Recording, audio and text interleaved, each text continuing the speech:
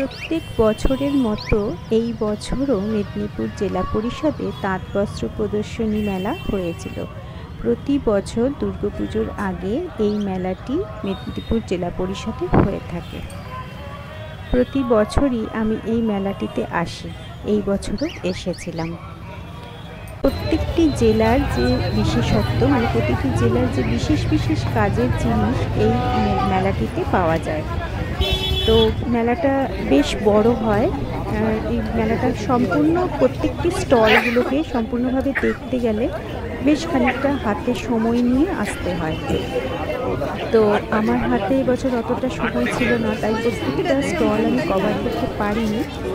তো যতটুকু পেরেছি ততটুকু একটু রেকর্ড করার চেষ্টা করেছি।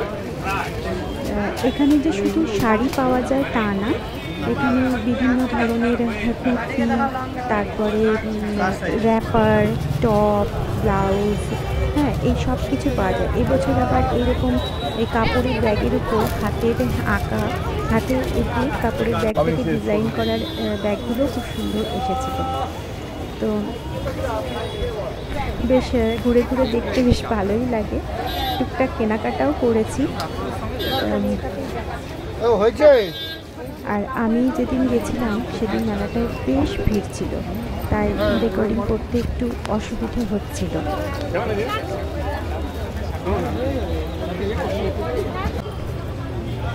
এই স্টলটিতে হাতের কুরুশে বোনা সমস্ত জিনিসপত্র পাওয়া যাচ্ছিল।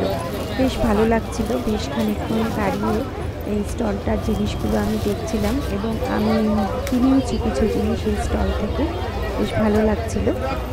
কুরুশের কাজের সমস্ত জিনিস, বালিশের কভার, তারপরে কোনো কিছু ঢাকা দেওয়ার টেবিল ক্লথ, তারপরে ছোটো ছোটো কুরুশে বোনা অনেক কিছু জিনিস এই দোকানটিতে ছিল।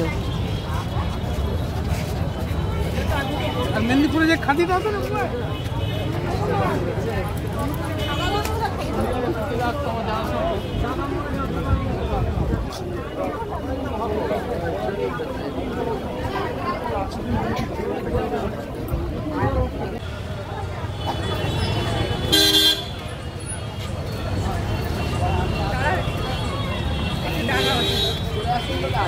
কেনাকাটা করলাম, বাড়ি গিয়ে দেখাবো।